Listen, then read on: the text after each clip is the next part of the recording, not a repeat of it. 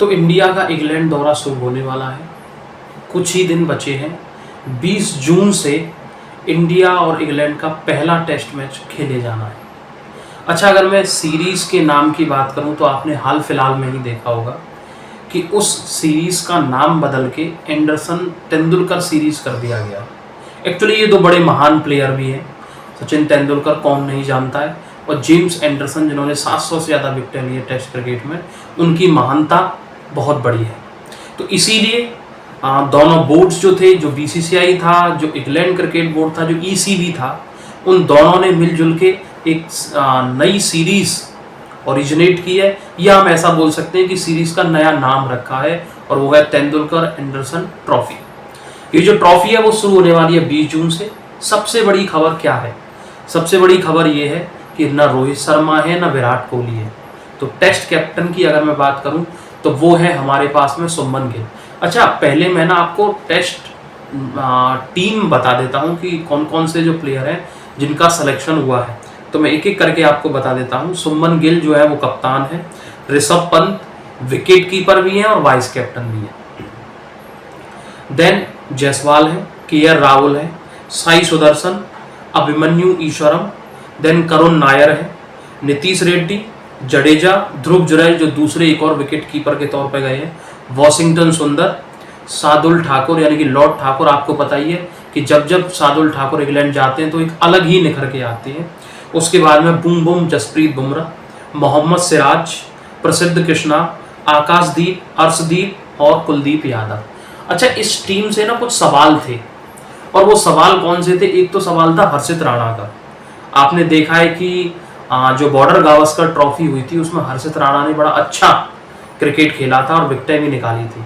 लेकिन ये जो इंडिया वर्सेस इंग्लैंड वाली सीरीज है, 5 टेस्ट मैचों की जो सीरीज है, इसमें हर्षित राणा का नाम नहीं है। दूसरा जो सबसे चौंकाने वाला नाम था वो था सरफराज। देखिए, सरफराज जब इंडिया इंग्लैंड की जो होम सीरीज हुई थी, जब इंग्लैंड जो है वो इंडिया होम सीरीज में खेलने के लिए आई थी, तब आपने देखा था कि सरफराज खान ने एक बहुत ही बेहतरीन प्रदर्शन किया था। उसके बाद सरफराज खान जो है वो बॉर्डर गावस्कर ट्रॉफी में भी गए, वहां थोड़ी सी ट्रॉफी उनकी फीकी रही। उसके बाद ऐसा भी रिपोर्ट्स बताती हैं कि कुछ फिटनेस की भी प्रॉब्लम थी, लेकिन अगर फिटनेस के हाल फिलहाल में उनके फोटोज अगर हम देखें तो हमें पता चलता है कि उन्होंने 10 केजी जो वजन है वो भी कम किया है। उनकी इंस्टाग्राम की फोटोज अगर आप देखें या सोशल मीडिया पर जो नए पोस्ट उन्होंने डाले उस पर अगर आप देखें तो आपको पता चलेगा कि उन्होंने अपने जो वेट था, जो सबसे बड़ी प्रॉब्लम थी, जो वेट था उनका, उसे भी उन्होंने कम किया है। लेकिन फिर भी टीम मैनेजमेंट की, सेलेक्टर्स की जो सोच रही थी, या जो न्यू कैप्टन है शुभमन गिल, उनकी जो भी सोच है वो तो दिख रही है टीम में कि हर्षित राणा नहीं है और उसके अलावा सरफराज खान भी नहीं है। अच्छा, दूसरा अगर हम आते हैं, जो ऋषभ पंत है उन्हें वाइस कैप्टन बनाया गया है, तो ये भी एक बड़ी बात है। एक्चुअली डिस्कशन मेरा इस पर इसलिए भी था क्योंकि अगर आप देखें बॉर्डर गावस्कर ट्रॉफी तक तो जसप्रीत बुमराह जो है वो वाइस कैप्टन थे, यानी कि रोहित कैप्टन थे और जसप्रीत बुमराह जो थे वो वाइस कैप्टन थे।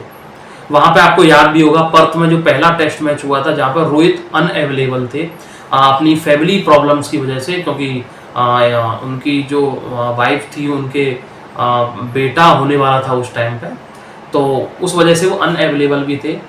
लेकिन उस टाइम पे आपने देखा था कि जसप्रीत बुमराह ने पहले टेस्ट मैच में कप्तानी की थी, और क्या शानदार कप्तानी की थी।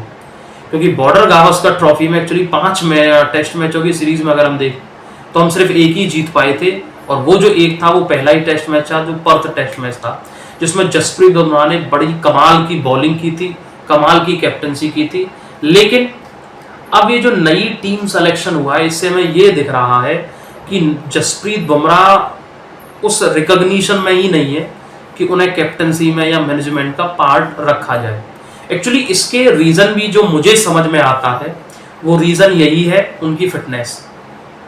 क्योंकि आपने देखा था बॉर्डर गावस्कर ट्रॉफी में जसप्रीत बुमराह ने 5 टेस्ट मैच खेले, और उसके बाद आखिरी टेस्ट मैच में वो आखिरी जो स्पेल था, आपको याद होगा, जो आखिरी इनिंग थी उसमें जसप्रीत बुमराह ने बॉलिंग भी नहीं की थी, और उसके बाद में वो 3 से 4 महीने के लिए बाहर हुए थे फिटनेस के चलते। और आपको याद होगा कि चैंपियंस ट्रॉफी में भी जसप्रीत बुमराह नहीं खेले थे, जिसे इंडिया ने जीता था। लेकिन अगर जसप्रीत बुमराह होते तो थोड़ा और हम इफेक्टिवली, कन्विंसिंगली वो चैंपियंस ट्रॉफी खेल पाते।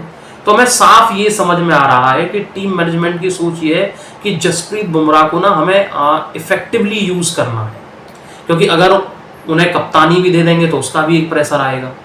फिर बॉलिंग टेस्ट मैच में तो हम मान ही सकते हैं, और इंग्लैंड जैसी जगह पे तो 5 टेस्ट मैच में जो सबसे बड़ा मैच विनर होगा इंडिया का वो होगा जसप्रीत बुमराह।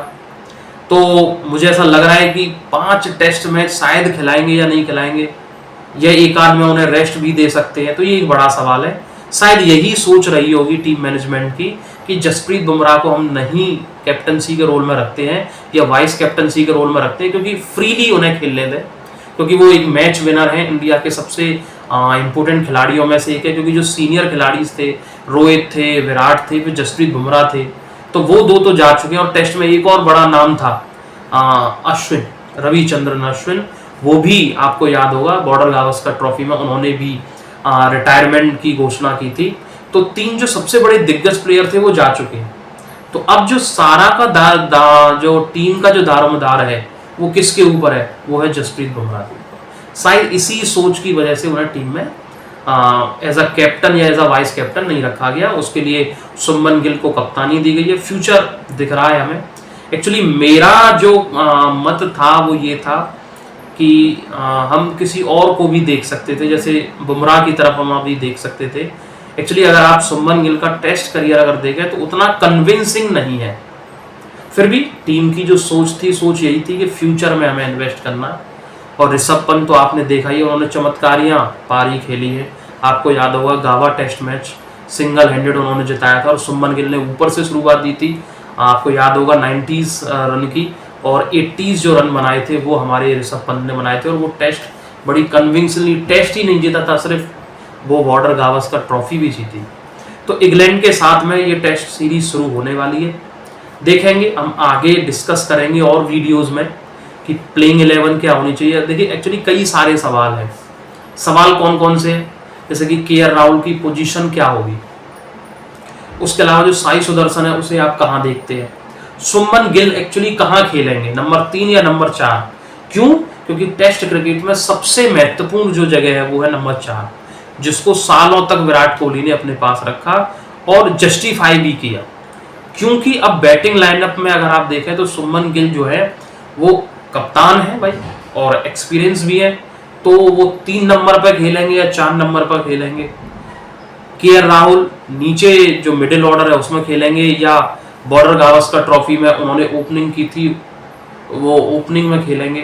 तो कई सारे सवाल हैं। बॉलिंग कॉम्बिनेशन क्या होगा, तो हम आगे भी वीडियोस में हम मिलते रहेंगे और डिस्कस करेंगे कि प्लेइंग 11 क्या होगी और इन खिलाड़ियों की जगह क्या होगी। आज जो मुझे डिस्कस करना था वो यही था कि टीम और टेस्ट मैच कब से शुरू हो रहे हैं। ब्रॉडकास्टिंग की अगर मैं बात करूं इस वीडियो में, तो ये जो मैचेस हैं वो हमें जियो हॉटस्टार पर देखने को मिलेंगे, और इंडियन टाइमिंग के अकॉर्डिंग अगर मैं देखूं तो 3:30 बजे।